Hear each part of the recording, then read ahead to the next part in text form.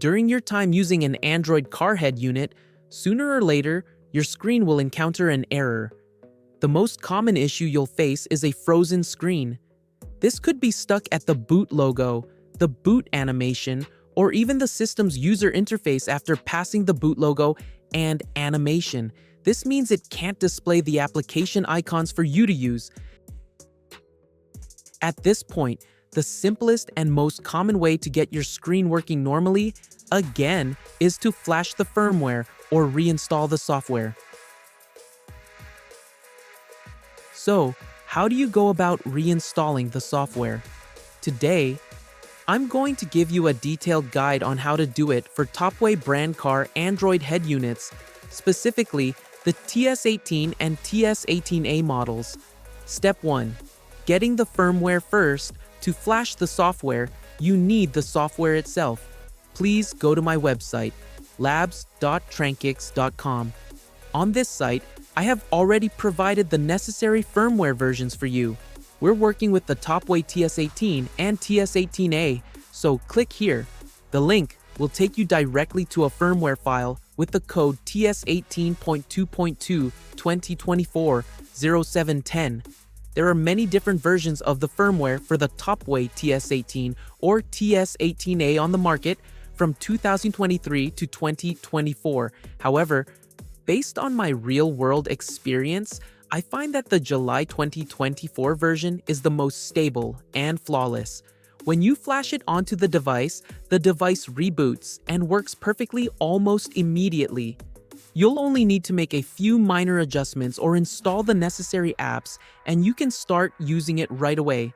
Some other versions, like the latest one from November 2024, might get stuck at the boot screen after flashing. In that case, you would need to perform a few extra steps or tricks to get past it.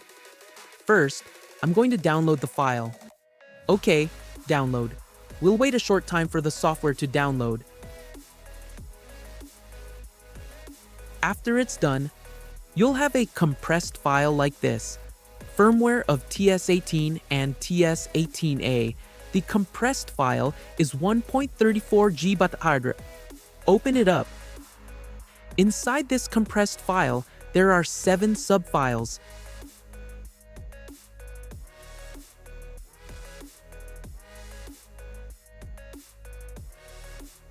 After extracting, we'll have the full software package to reflash the Topway TS18 and TS18A Android head unit. Now, you'll need a USB drive. I highly recommend using a USB drive that is 32 GB or smaller. Why? Because the Windows operating system can recognize and format it in FAT32 format, which is what Android devices can understand. If your USB drive is larger than 32 GB, you'll need to use specialized software for managing hard drives and USB drives, like Mini Partition Tool, to format it to FAT30U. I have a 16 GB USB drive here. I'll plug it in. Okay, let me check. This USB drive is 16 GB, and I'll check what format it's in. You can see it's in NTFS format, so we'll need to format it to FAT32.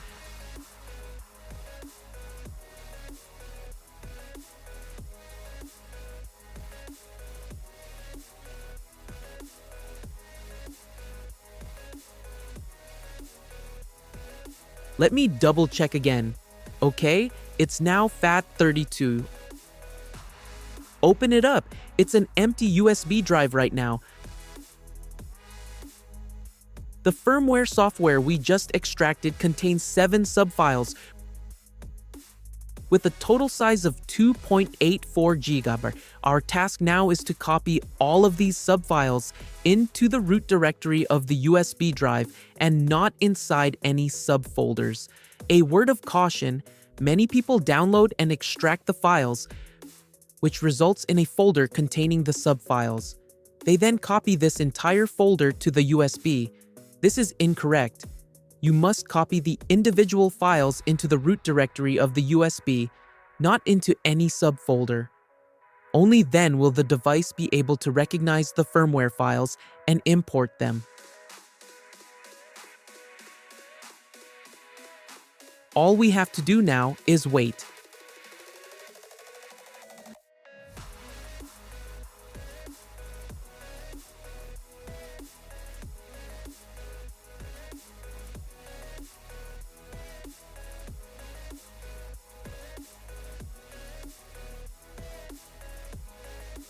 Let's do a quick check. On this side, we have the extracted firmware with 7 subfiles.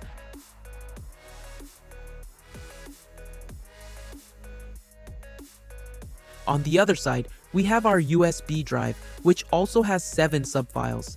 Perfect. So, with this first step complete, we now have a USB drive ready to install the firmware onto the device. Step 2, flashing the firmware now. We'll move on to the second step, working with the device itself. So, in the first part of the video, I showed you how to prepare a USB drive to flash the firmware for the Topway TS18A. We have the USB ready here. We'll need a few more things to begin the flashing process. First, you'll need a power source. You'll need a 12V DC power source, 1A or more. You can use a power supply from any device, such as a computer modem, an LED light, or anything that can provide 12V and at least 1A. Second, you'll need a multi-purpose cable. This universal power cable is usually included in the accessory box of any Android head unit you buy from AliExpress. This cable is available with all Android head units. With this cable, we'll need to connect it to a power source. The 2 positive power wires are B+ and ACC. Both of these wires must be connected to the positive terminal of the power source. The negative wire, also known as the GND wire, must be connected to the negative terminal. The screen will only turn on when both the B+ and ACC wires receive 12V power. At the same time, we'll need to use a wire to activate the device into firmware flash mode. This is the steering wheel control wire. Third, we'll need a USB cable. A 4-pin or 6-pin USB cable will work. This is the cable here. The purpose of this cable is to connect the USB drive to the Android head unit. I'll plug it in, and now I'll get everything ready. First, I'll connect the power. For example,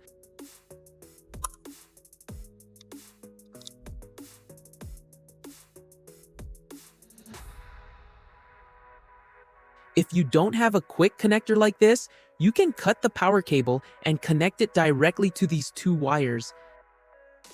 Then, plug the USB port into the head unit. The sockets on the back of the unit are designed so that you can't plug them in incorrectly. The right plug will fit where it needs to.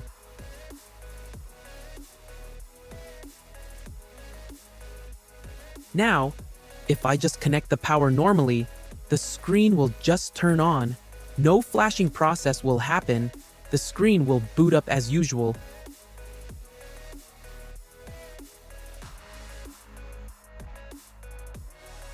If the screen is faulty, it will just get stuck at the boot logo or boot animation. So, how do we put the screen into firmware flash mode? I'll use the key wire. This wire on the cable harness can be either key 1 or key by 2. Either one will work. If the universal cable you're using doesn't have labels or tags, I'll show you how to identify it. Look at the side with the latch and the black wire. From right to left, you have the GND wire, the ACC wire, the reverse wire, and the key wire. So the key wire is the 4th one from the right. There's also another key wire on the opposite side in the 3rd position. Okay, let me try now. First, I'll touch the key wire to a negative power source. Where can you find a negative source? You can find one here or on the screen's casing. I usually use the casing. I'll put it directly into a screw hole. Why not on the outside? Because the paint could prevent a proper connection. I'll put it in the screw hole and hold it there. Next, I'll get ready to plug in the power. I'm just preparing, not plugging in yet. I'll make sure the USB is plugged in. The power is ready, and the key wire is connected to GND. Then, I'll flip the screen over, support the back with my hand, and plug the power in. Now, we just need to watch. The screen has started to boot into flash mode. You can see it's starting to recognize the files. The first file is at 2%. Now, we just have to wait. This process will take a few minutes. I can remove the key wire. It's no longer necessary once the device is in update mode. The entire TS18 firmware package has 7 files. It will run through each part one by one, and after all the files are finished, the screen will automatically restart into the system.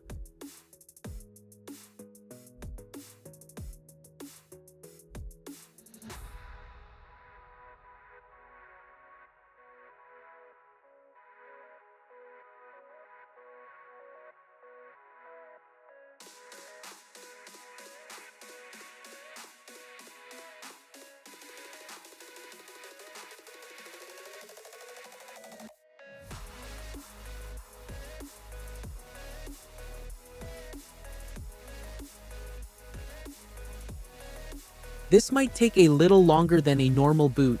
This step is necessary for the device to detect the original versions or any modified files in the core of the system.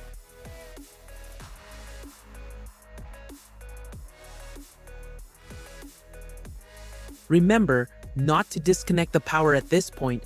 Just leave everything as it is. After this video, I will create another one to guide you on how to perform this process when the screen is already installed in a car. In other words, how to update the software, restore factory settings, or revert to the latest official firmware when the device is already in your car. That will be a separate video, and it's also quite simple. The preparation steps are essentially the same as in this video. There's just a slight difference in how you handle it in the car. Okay, so I have successfully flashed the firmware on a TS18A device, and it's now turning on. The screen has booted up. I'll do a quick check to see if there are any issues with the boot process. Everything seems to be okay, so I just need to restart it. Please note that after a software update, you will usually lose all your installed apps, including third-party ones and those from Google Play. Only the manufacturer's applications will remain.